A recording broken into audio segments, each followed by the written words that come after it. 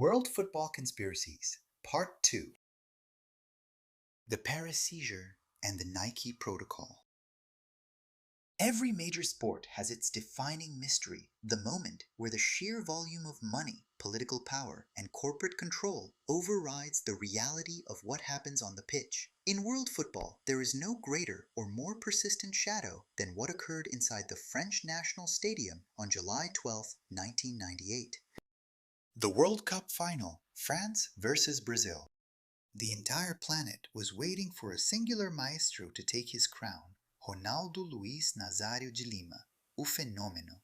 He was 21 years old, a force of nature who had completely dismantled every defense in his path. He wasn't just the best player in the world, he was the center of a massive multi-billion-dollar marketing ecosystem spearheaded by Nike, who had recently signed a historic $400 million deal with the Brazilian national team.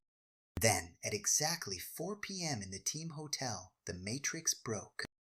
Ronaldo collapsed in his hotel room. His teammate Roberto Carlos heard the terrifying sounds and screamed for help. Ronaldo was foaming at the mouth, his body locked in a violent, full-scale epileptic seizure. He was completely unconscious for several minutes. Doctors rushed to the room, administered sedatives, and rushed him to a clinic for urgent neurological testing. At 7:48 p.m., 72 minutes before kickoff, the official team sheets were handed to the international media. The world gasped. Ronaldo's name was completely missing. He was benched.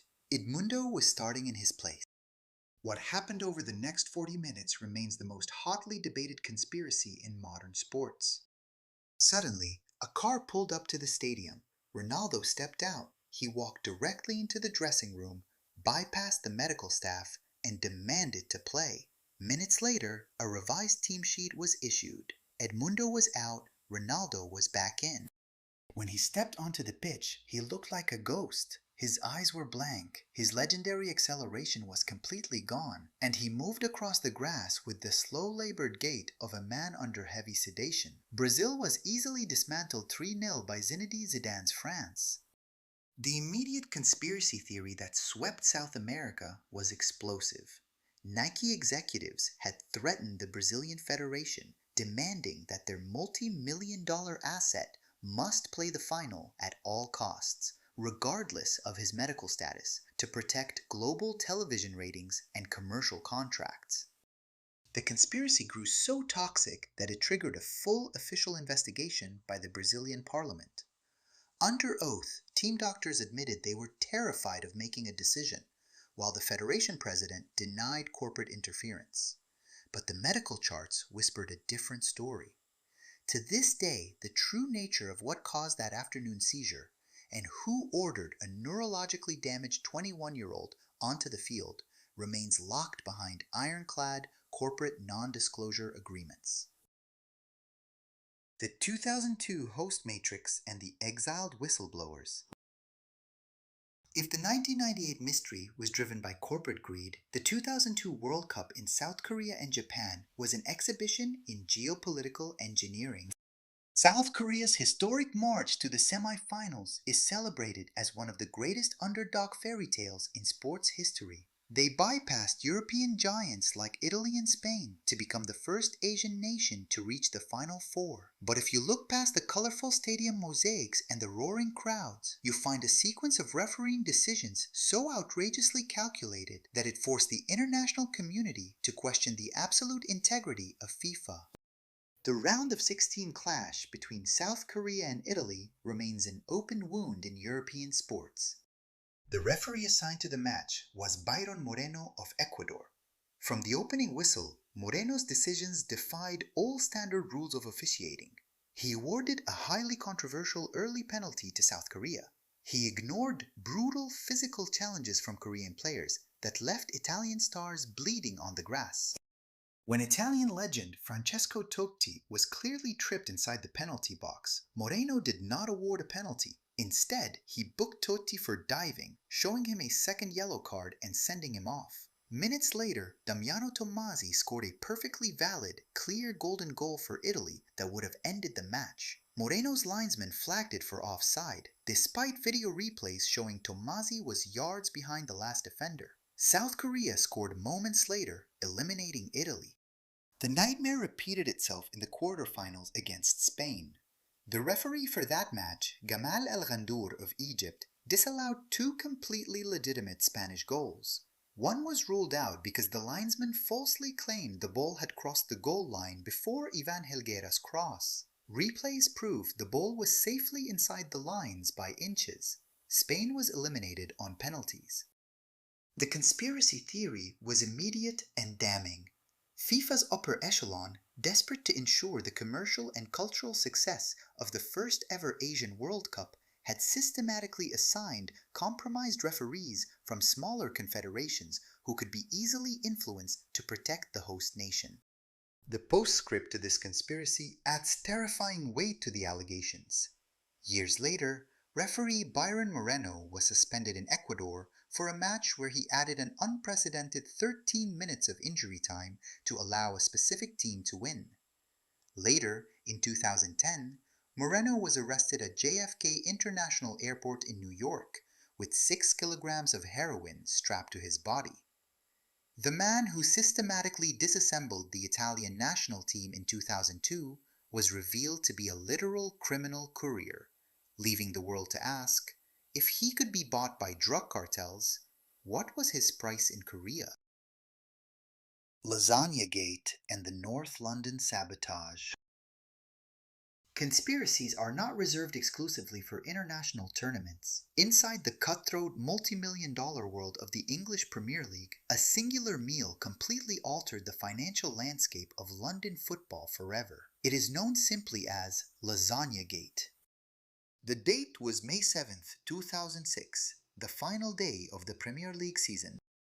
Tottenham Hotspur stood on the brink of absolute history. For years they had been forced to live in the shadow of their bitter aristocratic neighbours, Arsenal. But now, all Spurs needed to do was match Arsenal's result on the final day to secure a 4th place finish, guaranteeing them a spot in the UEFA Champions League for the first time in club history. An achievement worth tens of millions of pounds and massive global prestige. The night before the match, the entire Tottenham squad stayed at the 5-star Marriott Hotel in Canary Wharf. They ate a communal buffet dinner prepared by the hotel staff. The dish of choice for many players was a classic beef lasagna. By 2 a.m., the hotel corridors were a scene of medical chaos. Player after player woke up vomiting violently, doubled over with severe stomach cramps and acute food poisoning. Key stars like Robbie Keane, Edgar Davids, Michael Carrick, and Paul Robinson were completely incapacitated. By morning, 10 first-team players were violently ill, unable to stand up straight. Tottenham frantically petitioned the Premier League to postpone the kickoff by just 24 hours to allow their squad to recover. The league executives, citing strict global television broadcasting schedules and logistics, issued a brutal ultimatum: play the match at the scheduled time or face an immediate forfeiture of points and a massive financial penalty. A depleted, physically broken Tottenham squad dragged themselves onto the pitch against West Ham. Players were visibly vomiting on the touchline during play. They collapsed to a 3-2 defeat, while Arsenal won their respective match, overtaking Spurs to claim the final Champions League spot.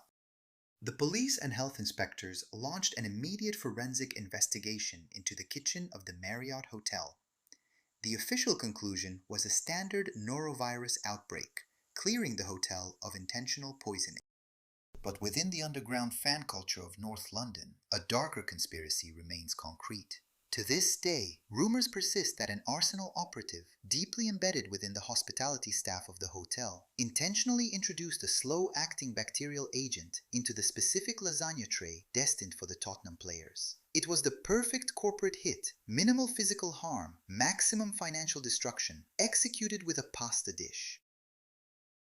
The 1978 Argentine junket and the Peruvian rice shipment.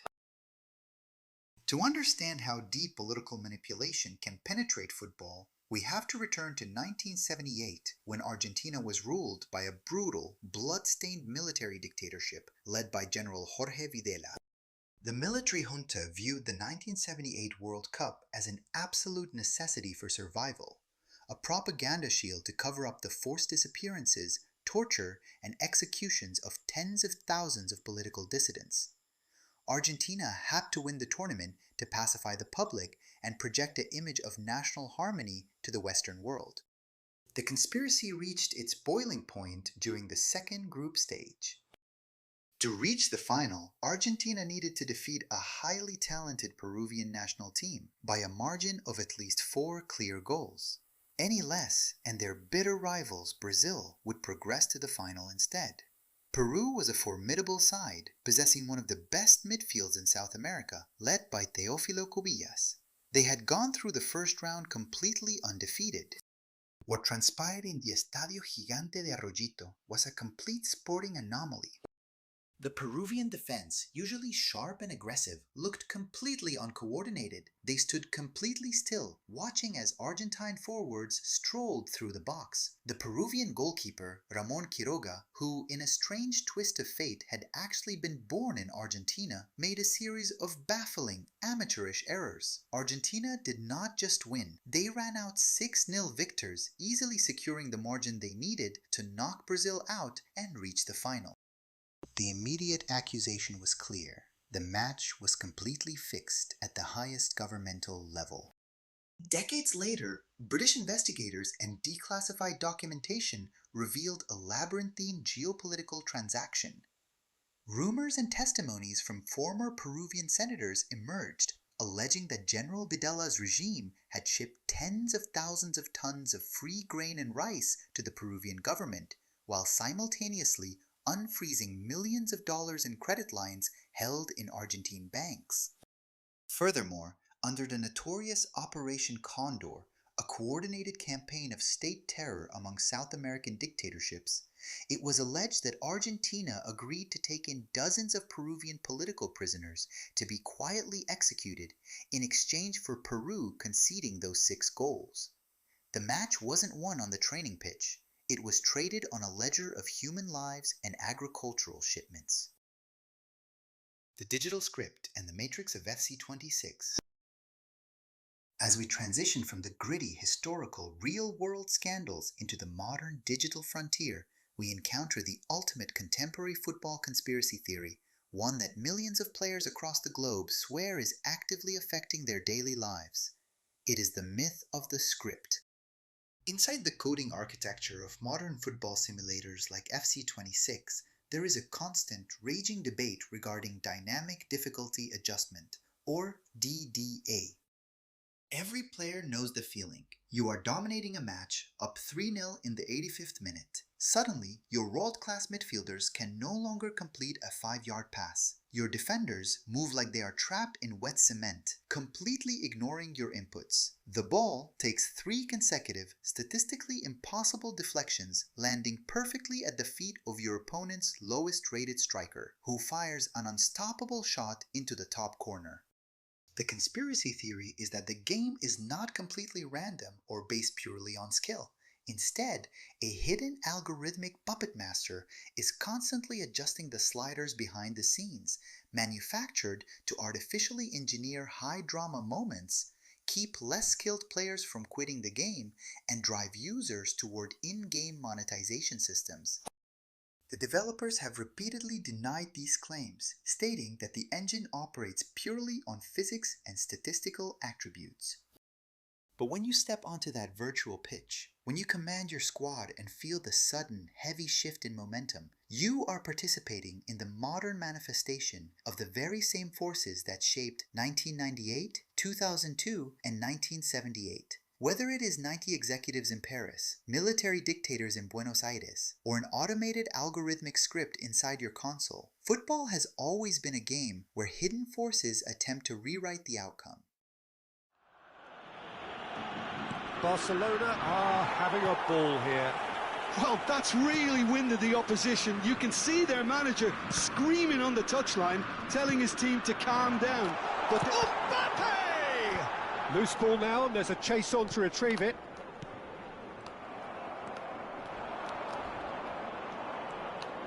If they want to counter, they could do with more speed. Oh, good read. He read that really well and stopped it. Pass somewhat off target. And it's Messi. Camavinga. Lopez. Well, he certainly wasn't in the mood to take any risks. Tries to pass it through. Shapes to shoot! It's loose and there's a race for the ball. Big chance! Caicedo really needed to concentrate on protecting the ball. Then again, he was being very closely marshalled. He's just misjudged that one. Kone. Ødegaard. Oh, that is a nice touch. Oh, that's fabulous. And here's Kane. And he was alert to it. Nuno Mendes.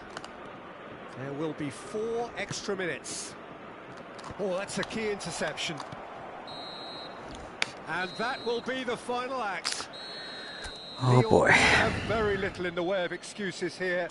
Simply having no answer to a display that was stunning, scintillating. There was